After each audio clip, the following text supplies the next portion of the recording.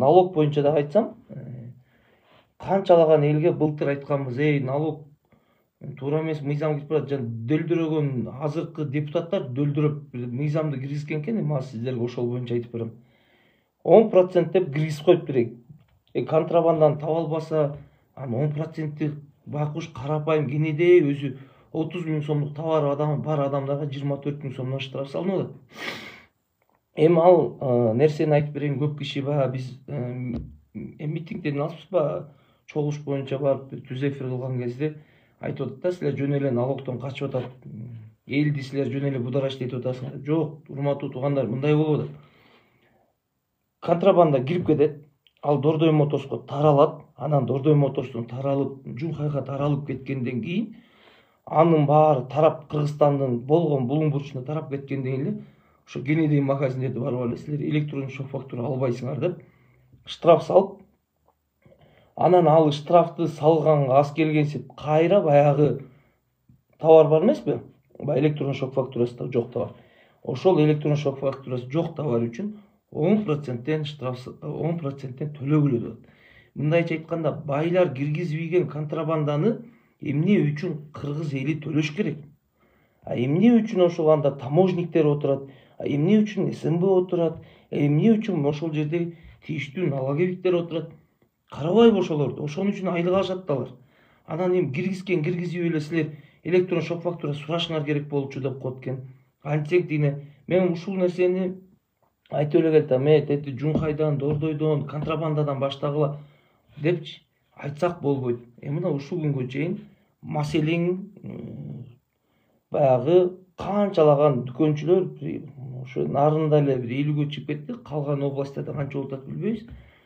Канчалаган дүкөнчүлөр ыйламсырап кредитин төгө албай кыйналып атса, жанакынтип штрафтар салынып үстүнө салынып келатат. Эми бул нерсе баягы бийликти өтө бир туура эмес жүргүзүп аткан адамдардын кесепети деп баалайм да. Мүмкүн билбейм, эми биздин премьер-министр Акылбек Жапаров ушу 504 миллиардка жеткизем деген сөзү бар эле, же ошол миллиардка жеткизем деп элдин чөнтөгүнөн, кенедей ишкерлердин чөнтөгүнөн сууруп чыгуу идеясы болуп турабы, же бийликти бир жаман көрсөтүш керек болуп атабы, ушул сыяктуу болгон сыяктуу. Андан тышкары баягы налог боюнча айтсак, көпчүлүк туугандардын көпчүлүгү 0,5% силерге түшпөдү деши мүмкүн. Кудайга шүгүр, биз ошол кезде 0,5%ке чүргүлө болуп ызылчу болдук. Бирок бул шүмшүктөр жана 10% акырынын ичине катып кеткенин байкабай калыптырбыз. Андан тышкары муну депутаттар кабыл алып атканда күрдүм тарс уруп туруп кабыл алып берип койгон да. Анан булар ошол негизден анан жыргап, азыркы күндө кандай десем, жыргап эле контрабанданы, таппай калган контрабанданын баарын элдин эсебинен чыгарып атат. Эми ал эч нерсе эмес. Көпчүлүк адамга биз былтыр айтканбыз, бул нерсеңер туура эмес болуп баратат, байкагыла, жүргүлө, ишкерлер өзүңөр ойлонуп көргүлөчү, 4%ден өтө көп акча деп 4% да айтканбыз. Эми аны бизге кыйын болуп сүйлөштү эле. Ата мекендик өндүрүүчүлөрдү дагы колдойбуз, укмуш болот, ата мекендик өндүрүүчүлөр эч нерсе налогтон 0,5% эле болот деген сыяктуу сөздөрүн айтышкан, бирок тилекке каршы ата мекендик өндүрүүчүлөрдө да 4% бар. Өзүңөр билгендей, Акылбек Жапаров бир калп айтпасам 3 жыл мурун 3,5 миңден ашык уyu бар болчу. Өткөндө Темиров Лайттын каналынан көрүп отурсам, бир болбогон гана суммадан налогду төлөйт деп көрсөтүп берип атат. Андай болсо, ошончолук мыйзам баарыбызга иштесе, азыркы күндө 4 миңден ашты деп жүрөт. Мейли 3 миң эле уyu бар болсунчу. Булар да мыйзамды бүт өзүнө ылайыкташтырып жазып алышкан.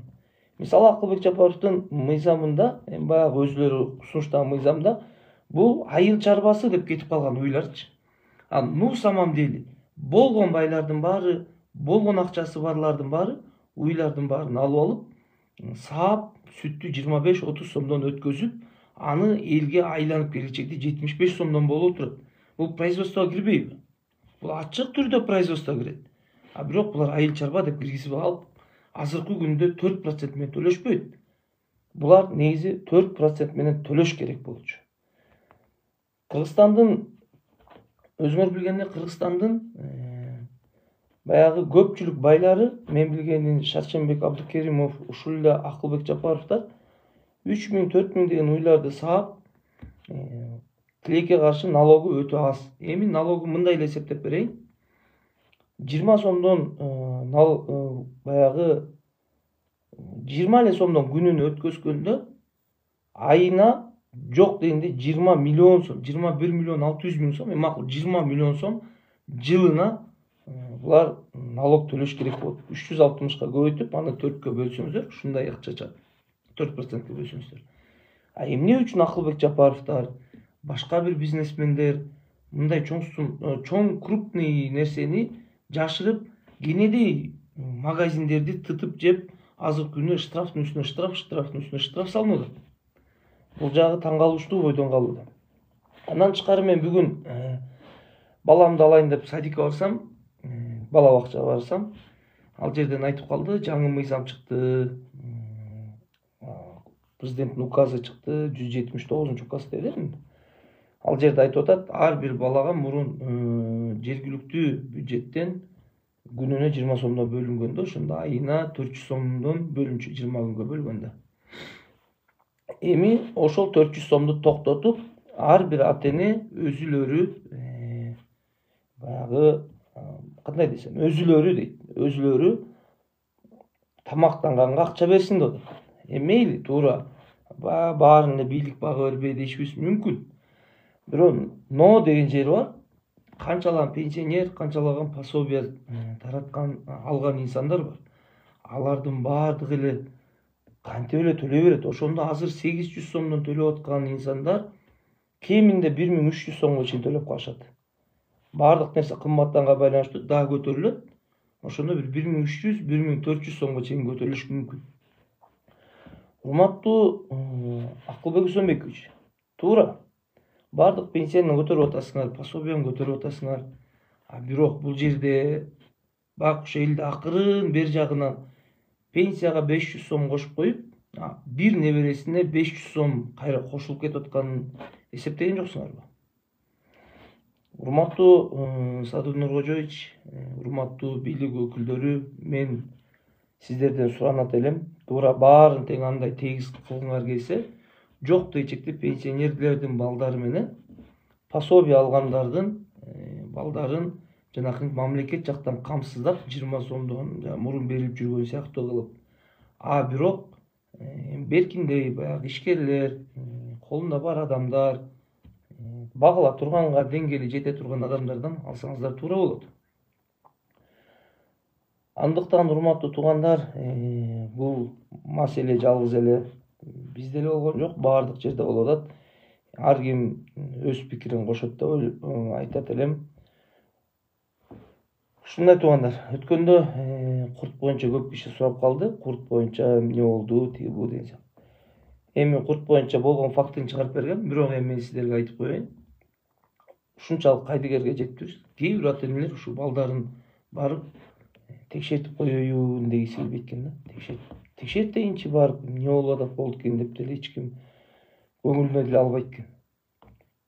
Бизде айтып атпаймынбы, ушак чыгарып койсоң, же болбосо бир ырчыны мактап же жамандап койсоң, же болбосо бир кандайдыр бир уй кирип кетти, уй машинеде жүрөт, же бир маңдайыңан бирдемке чыкты десең, элдер реакция берет экен. Элдик, коомдук эртең эмне болот дегенге эч ким реакция бербейт экен.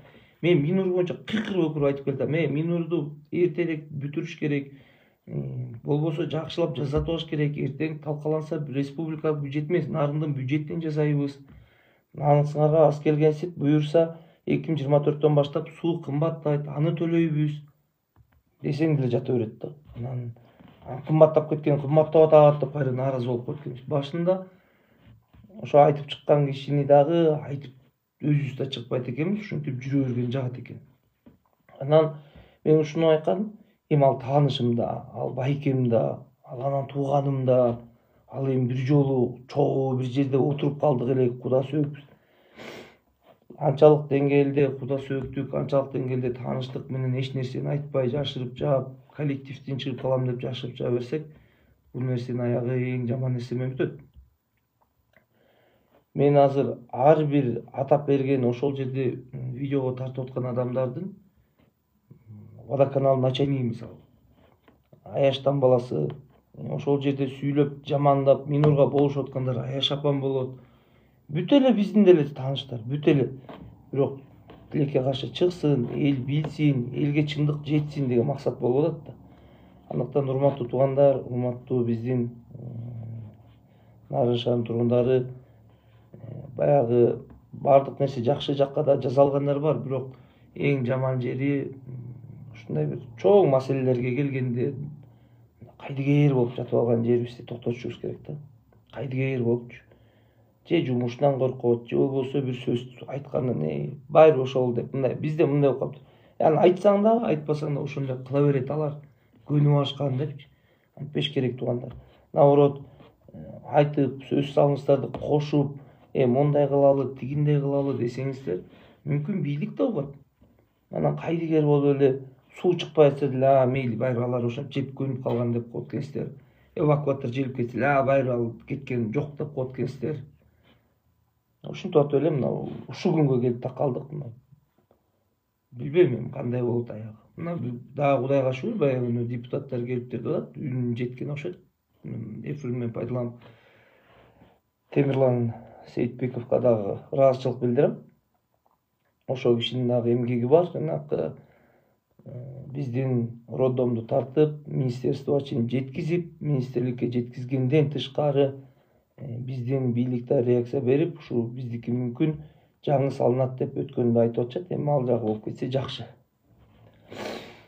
Ошондой туугандар, кайдыгерликти токтотолу, бардык нерседен дагы коомчулуктун нерсесин алдыга чыгарганды үйрөнөлү. Бир болбогон бир өткөндө мен көрдүм эле, бир уй московскийде кетип барса тартып коюптур. Ызычуу, ичин көрсөм бир 100дөн ашык комментарий да. Уй эмне кылып жүрөт, уй тигиндей. Анын не кереги бар, эти жагында суум чыкпай атат. Городоктун үстүндө суу жок азыркы күндө. Келген кээ бир акчалар жок болуп кетип атат. Мисалы, эвакуатордун акчасы азыр до сих пор чыга элек. Дагы эмнени айтып берейин? Көп мындай нерселерчи. Анан ошондой нерселерди чыгаралы. Налог боюнча түшүндүрүп бердим. Жөн эле ишкерлерди жаман көрүп, кыйкырып көрбөп, кээ бир фейктер, Акылбек Жапаровдун, Алтынбек мырзанын фейктери эмне атакага өтүп атасыңар? Андай болбойт. Ишкерлерге кандай налог салынса, чоң бизнесмендерге деле ошондой налог салынсын. Биз ошону эле талап кылып атабыз. Көп киши аны түшүнбөйт экен, сразу эле атакага башкача өтүп эле силер төлөбөй атасыңар, анан качып атасыңар. Качкан эч ким жок ал жерде. Болгону жана көкмө депутаттардын айынан мыйзам туура эмес өтүп кеткен. 0,5% деп тигилер ошол жерин окутпайсыздар, 0,5% болуптур деп туруп өткөзүп коюшкан, бер жагында майда чүйдө эч нерсесин окушкан эмес.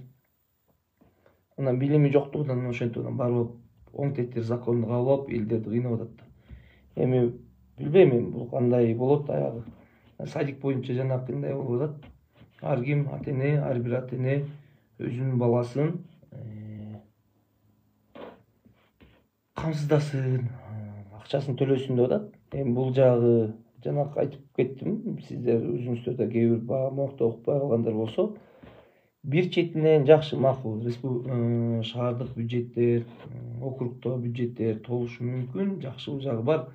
Бирок байкуш кенедей пенсия, пособие алып аткан үй бүлөлөрдү пенсиясына 500 сом кошуп коюп, кайра ар бир небересинен 500 сомдон сыкканда эле, кайра 400 сомдон сыкканда эле бир үй бүлөдөн 1600-2000 сомго чейин кайра акчасынан кемитип алуу болуп эсептелип калат. Андыктан өзүңүздөр да баа бересиздер. Бул мыйзам кирди, уже күчүнө кириптир. Бүгүнкү күндө эртең 1-2 айдан кийин уже башталат экен. Ар бир ата-эне өзүнүн баласын камсыздасын деген. Мен андыктан урматтуу жетекчилик, урматтуу биздин кандай десем, республикалык Билим берүү министрлиги, ошондой эле Садыр Нуркожоевич сөз түрдө бул пенсионерлерди, пособиядагыларды сөз карап коюңуздар.